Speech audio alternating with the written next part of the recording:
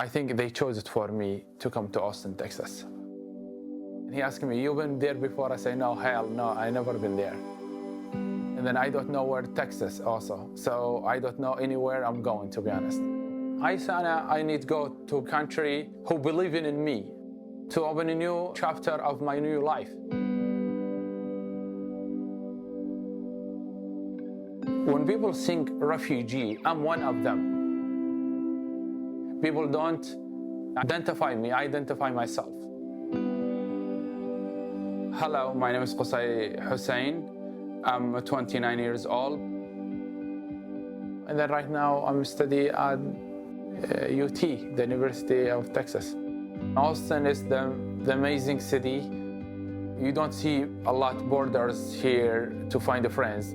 For example, if one day I don't go there, people text me, "Where are you today?" Because America, how much they give me, I will give back to this country. To be honest, everything back to the community, to the society. I hear anti-refugee in the news, make me sad. Most refugee, when they enter, they look just for a new life because they could not tolerate the situation in their country. My life before I get my accident was very cool. We live in a kind of small town outside Mosul. I am in a big family actually, 6 brothers and 1 sister, and my mom and dad. We have a neighbor next to us.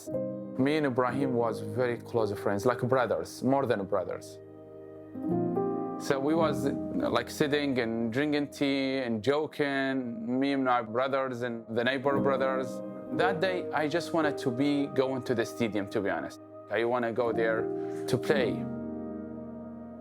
The day of the bombing was, it was Thursday, August 3rd, 2006. It is open field, anyone can to watch there. So this car, or the truck, he come in the middle of the stadium. And then he smiled, and then he looked left and right, and then he pushed his hand on the horn. When the explosion happened, I flew into the air. My face come to the ground before my body. And then I stood up to run, and then when the shrapnel hit me, I could not move anymore. Looks like electricity shake my body. Could not see anymore. I just hear people shouting. A few seconds, I felt somebody slapped on my stomach. Ibrahim, he died. It was him. The explosion, what happened, is killed 16 people and 56 injured. My dad looked for me. He said, "Where is Qusay?" He didn't recognize me because no nose, no cheek. So in our village, we don't have big hospital. We have just a clinic, small clinic, basically 3 room to 4 room, fewer nurses and 1 doctor, no more than that. The doctor, he come to me, he told my dad, "Go take care of your other kids. Qusay, in half hour, he will die." And I heard his voice, he crying. And I say, "Dad, don't leave me, I will die." And then my dad and his neighbor drive to the Mosul. We come to the checkpoint for American soldiers. They took me out from the car. A few minutes later, I felt helicopter. When they come to the ground, I heard a lot of people shouting in English, and then I went in a coma for 12 days. When I woke up, I don't know where am I. The interpreter, she told me in your file is explosion. I start remember everything. I say, I don't care about myself. I said, where is my brothers? Because I know they was with me in the stadium. I told her, open my eyes. And she say, we could not open your eyes. Not today. So I'm in a coma for 12 days. So my family, they don't know any news about me. They did a funeral for me. When interpreter, he called my dad, he didn't believe it. I'm still alive. He said, looked on his right hand. What do you see there? The interpreter, he say, I see his name written in tattoo. My dad, he said, yeah, this is my son. When we arrived to home, my dad, he kind of like told everyone, when you see Qusay, you will shout or cry. Don't scare him. I need you to act normal. Don't do anything ridiculous. They crying silent. They don't want to make me to hear their crying. So 3 of his son injured in a room. Luay, Uday, and me.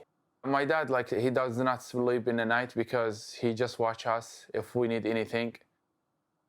We were not able to go back to the base for treatment. The road was dangerous.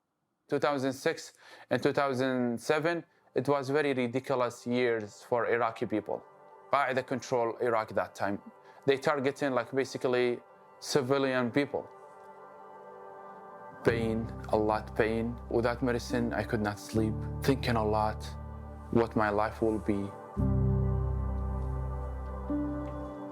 This took 2 years of doing nothing. So one time I was listening to the TV and I heard about Doctors Without Borders. One of the report, he say, we are in Amman. In this surgical unit in Jordan, far from Baghdad. You could call this phone number, you see it down on the screen.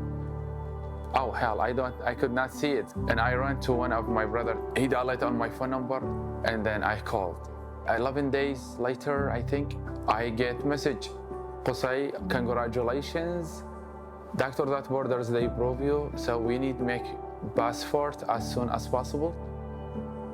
I'm like, I'm a dream or this show. I was so happy. It's just amazing. So when I went in Amman, we met Dr. Ashraf. Dr. Ashraf started reading the report and then he say, oh, Qusay, you were not able to see. That time, I confirmed I'm blind. So, What did you feel? Devastated. Like the hopes is gone. I don't want to be alive anymore. So I went to wash my body, start pray, crying. So I said, God help me. I said, this is a minute test. I will pass the test, I'll fail the test. In Jordan, Amman, I did over like 35 surgery. Dr. Nasser, he worked for me like tirelessly to help me. First of all, was my eyelid not correctly, so he helped him to lift him up, and then the nose, he built it. The 3 years I spent with Doctors Without Borders in Amman is the most beautiful years for me. All the doctors, they're amazing. Nurses and people, they are all of them amazing, wonderful support. So yeah, I built my relationship with them, and also I built good relationship with the patients. Doctors Without Borders, they took us. They have, we call them like kind of psychological activity, people do activity for them. So they took us to the Dead Sea. So I noticed in the bus, people dancing, love the music, even they have injured, like severe, but they are happy. When I saw those things, I started analyzing. How about if I do that every week? So I asked my friends, who like go next Friday to the Aqaba or Batra or visiting Bark or stuff like that?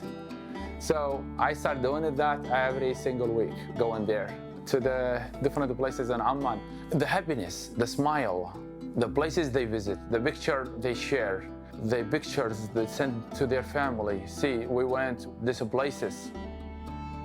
I start feeling independent with my friends, and I start navigate the downtown of Amman on my own.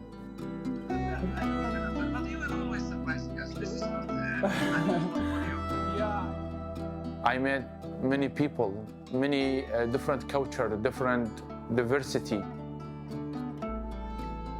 Truly, I find myself, after my injury, who I am, what I can do.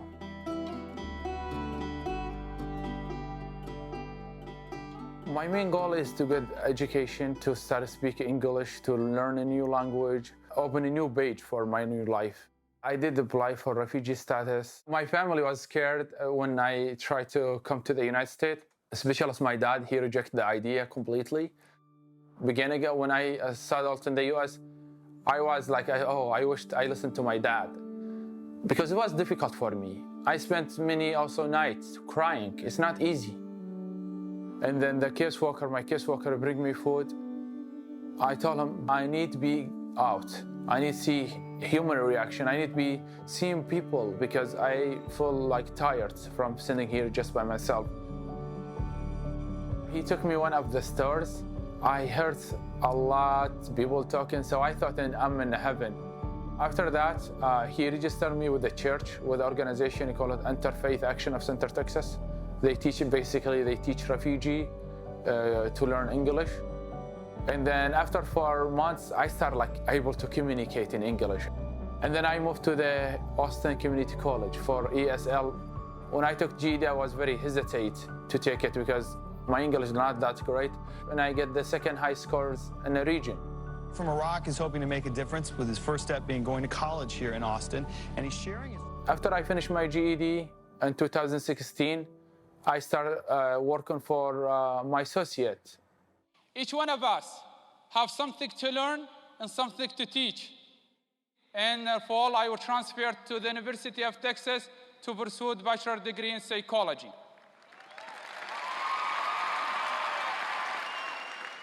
Organizations, sometimes they see my YouTube channel and then they send me an invitation. I motivate others. I just want to help others. People come to me after the event and talk to me, say, you changed something in our life today. So I feel happy about that. First speech I gave here in Austin, it was a lot, 250 people attend my speech. So they film it for me and they send it to me and I send it to my family. When they saw it, they was crying. But my dad, he said, because I saw you, how you are on the stage. And then people stood up after you finish your speech. Right now, I think he's very proud of me. And I'm trying, I promised him to get my PhD because I told him when I left, I said, one day I will be doctor. So I'm still on my promise for him. I wish God give him long life. He see my graduation and graduate with my PhD.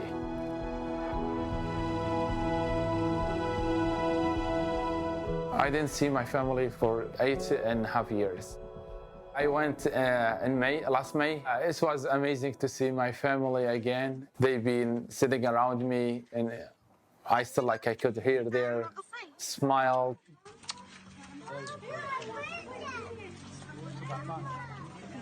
My dad, he told me for example, 1 month, they just eat tomato paste with oil. House of my dad, one of them get bombed. Thank God they barely made it.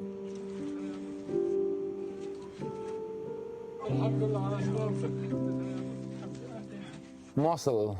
When you say Mosul, everything is stopped. Around 500,000 people have fled Iraq's second largest city, Mosul. ISIS entered Mosul 2014.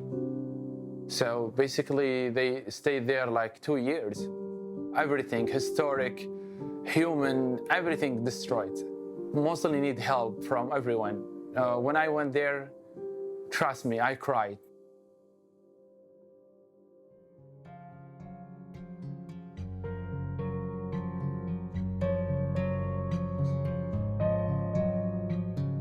At the University of Texas, I'm studying psychology.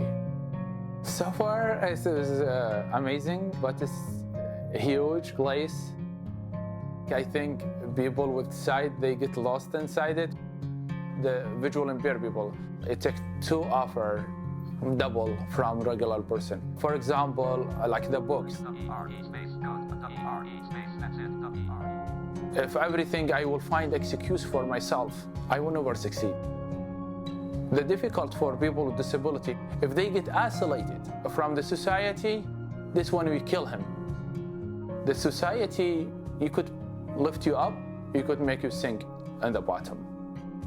Doctors Without Borders in Jordan, they give mental health care as well for patients. They come visit people who think like I have depression and talk to them, and they work with them together how they can help. When you listen to someone, you make them relief. I thought this is a good way to help others, so I decided to become a psychologist. My biggest dream is to get my PhD and go back to Doctor Without Borders in Amman and work as psychologist. I was patient, and then right now turn back doctor is something it will be just amazing. I want to tell every person in the entire world, I hope you want to be something great.